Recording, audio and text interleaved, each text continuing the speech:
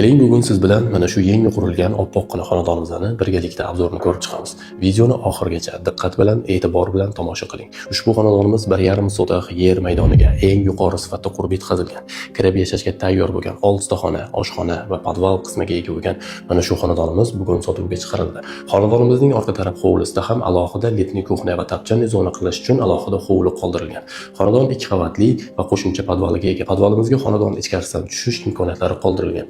Podvalimizning kengligi 50 kvadrat metr, xonadonimizning yashash maydoni 200 kvadrat metr, 1,5 sotix yer maydoniga qurilgan. Xonadonimizning har bitta xonasiga alohida ahamiyat bersangiz, tabiiy yorug'lik tushishlari me'yorida qilingan. Topli pol hamda radiator orqali isiydi.